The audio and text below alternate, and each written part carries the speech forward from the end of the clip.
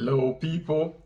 Welcome to the Dark Academy. My name is Kennedy, and as always, we are here to encourage, motivate, and help one another to own our own business. As you know, at the end, as I always say, money will follow us when we chase the dream.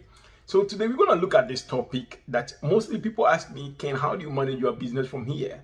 And I thought about it and I said, if I tell you to begin how to manage my team from here, I don't have a problem, but maybe what work for me here won't work for you.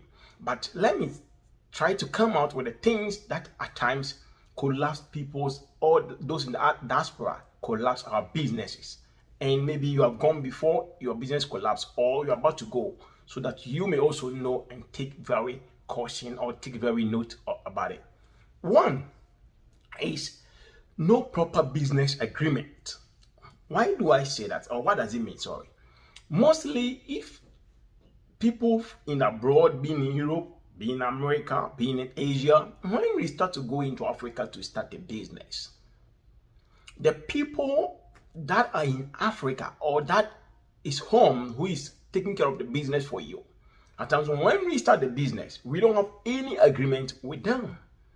Like, they can be an old-time friend, a teacher, they can be a pastor that you know, they can be your parents or somebody that you know. So mostly when we start businesses, we give money to them. Can you help? Can you do this for me? Can you do this for me? The person will go and do it for you. But at the beginning of the farms or at the beginning of the business, we don't sit down to let the person know, this thing that you're doing for me, maybe I will do this for you, or I'm going to pay you at the end of the month, or you're going to be part of the business. So we start giving money to them. We start, go and buy me this, go and buy me this cement, go and buy me that. It can be even building a house. So they start doing it. And these people, mostly we give our money to, mostly they are doing their own work, or they have a job doing. It can be a pastor, he's doing his own ministry. It can be a teacher who is teaching. It can be a nurse, somebody, and mostly they are our friends or they are parents or they are anybody like that. But they have business doing. So what we end up by doing is that we don't have any agreement with them. So as the business continue growing and as the business continue like flourishing, end of the day, they start also pulling some of the money to themselves. At times we give money and we say, oh, I added some money, maybe 100 CDs, 200 CDs, or let's say even $100, take it. Good, you are doing that to help the person. That's right, that is good. But the outcome of the business that you are doing is going to be more than that money. If you want the person to give you a free services, let the person know. Let the person know. So we end up by giving money to these people without any agreement with them. So it comes to a time they also think I'm offering so many for you, and even you are not paying me, or I don't know what you are giving it to me. So go and buy 3 bags of cement, the person will take 1. Go and buy 5 iron rods, the person will take 3 and give you 2. So they end up by collapsing the business that we are investing money in. But the thing is, we don't have any agreement with them, and they don't know what they are also entitled to. So mostly we end up by collapsing the business because there's no agreement, and the people end up by spending our money. That's how it is. So did you pay him? No. Why did he also spend your money? He also may have a point to justify. I'm not saying every time that is the cost, people. What I'm saying, these are some of the things, and if you can really testify to your own self, if you have been there before, you can notice it. If you let your brother start something for you, what was he gaining? Or what were you trying to help him with? Nothing. Even though you were giving him money, but he didn't understand the whole concept of the business you are starting. Maybe you are doing it, end of the day, I'm going to give you this, but nothing happened like that way. Or I'm going to pay you at the end of the month. End of the day, if you mess up, you go. I fire you. You go from my business. Or you're gonna have your shares in the business. End of the day, if anything happens, it's also your future in it is in it. So it depends on the agreement. I'm not saying business plan, I'm saying agreement that you must go with a person. What the next one is over trust issue. When we start farms or when we start business, I'm not sorry when I say farms all the time. When we say business, when we start business with people, over trust issue. I remember when I was in the military, there was something that we used to say, or there's something we used to say, trust and verify. When we start businesses, People who have been there before will testify, and those that are going, let's take caution. The person will go and buy the thing. You don't even ask for receipt. You don't ask for pictures. You don't ask for anything. How do you do that? Because you trust the person doesn't mean you should not verify what he's doing. What about if he makes a mistake? Or what about if she makes a mistake? Who will see the mistake that he or she has committed? You are there to correct the mistake. That's you. That's why you are the managing director. You are the director of the business. Whether you call yourself CEO or director, any of them. You are the director. He or she is also the manager or the manageress. So you oversee the work the person is doing. So if he or she makes mistake, you cover them. You cover it. You are not saying the person is spending your money. No.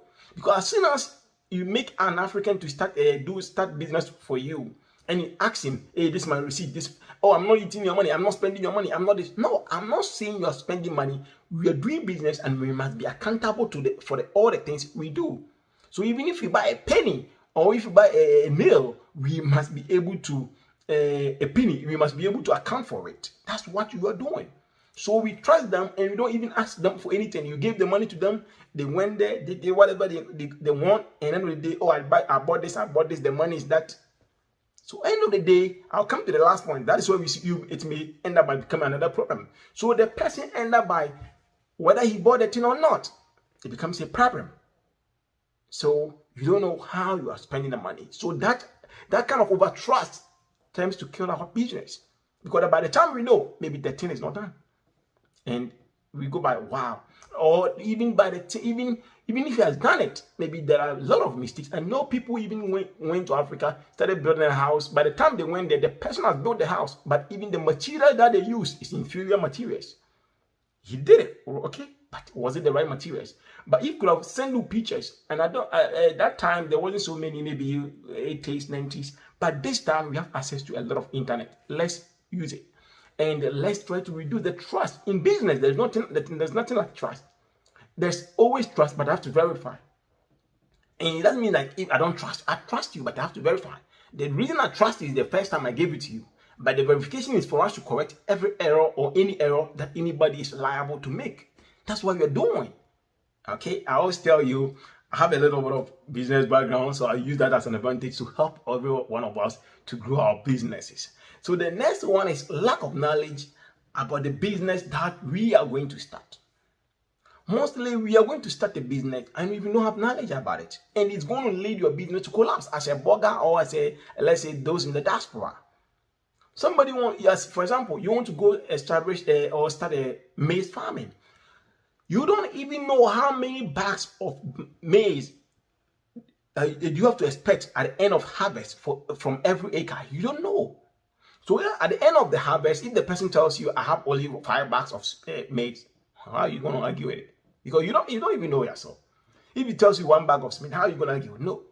The same thing. So end of the day, we don't have the knowledge about the thing that we want to start. As soon as we see somebody has started a poultry farm, somebody has started maize farming, somebody has started a pig farming, we jump into it, not knowing exact thing that is going on. Let me tell you, I made that same mistake. I tell you, mostly when I do something wrong, I'm going to show you.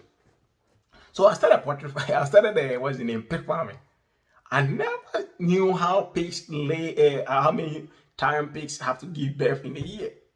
So all what I'm doing is let the pigs be there. And you know, one advantage that you can really always do is that at the same poultry feed, pigs can also eat. So I make them to give some of the poultry feed to the pigs. So I was not accounting for anything like let's grow them. I use them for farm, some of the workers to just as Christmas and other stuff. Excuse me. So you know what happened?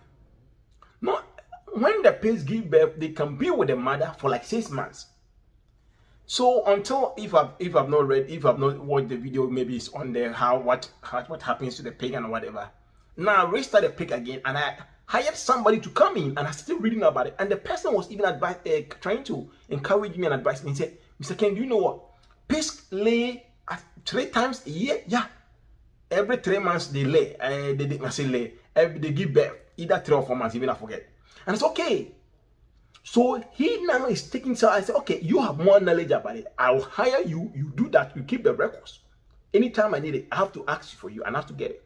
So he, at the end of every 3 weeks, after 21 days, after they give birth, he takes the young ones away and be able to do it. So now I'm gaining knowledge, but I didn't have any knowledge because I'm doing it. because instead of throwing that feed away, I was using that feed to do that. But I didn't have enough knowledge. So if somebody was even selling the pigs or whatever, how could I know? No. But the person who came in had enough knowledge, and now he's helping a lot. That's what I'm saying. So you need the knowledge to help. If you don't have it, expect people who have the knowledge to do it for you. Don't just use things anyhow. The next one, do not have time. We don't have time for our own business. We don't have time. We go to work here so early, we come back late. Yeah, because you have to also make money to go and start a business. That's right. But at the weekends, when you have time, what do? You see me on here, all the things that are open here. I sell all that.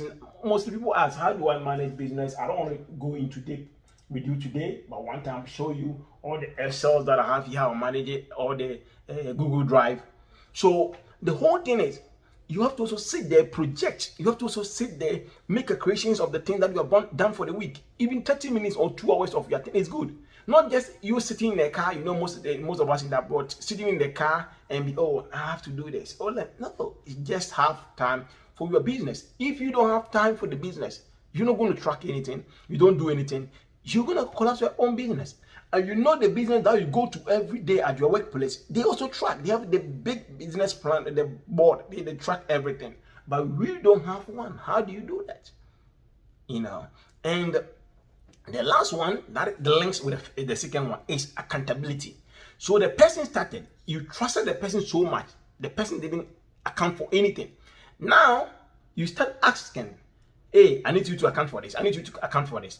What do you think the person is going to say? So now, do you think I'm spending your money? Or do you think the normal way that we say, do you think I'm eating your money? No, you are not spending my money. But I have to know. But the issue here is, when the person started, you did not request for that information. So now, what is making you request? That makes the person also in Africa think, no, this person, you have different mindset about me. And you also, even now you are requesting for the information, you'll be thinking about different things. That's why you are requesting. But if it has started earlier, that could have solved the whole issue.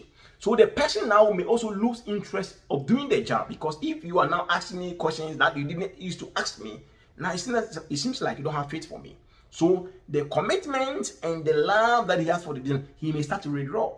And you may also start to punch more back. So it's going to be kind of, you're going to punch and he's going to rebel against it. So at the end of the day, you're going to end up collapsing the business. So these are some of the things that kills our business in Africa. One, no proper business agreement with the person that we start with.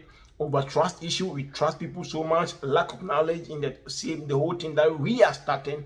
Do not have time to even see what is going on in your own business. Just sitting and people give us 2-3 messages and we're okay. No, sit down, calculate, project, and do the things. And also accountability, that mostly it doesn't work well for us. So people, these are the things that I have for you today. Till we meet next time, what do I say? I say chase your dreams and your money will follow you. Peace. Shalom.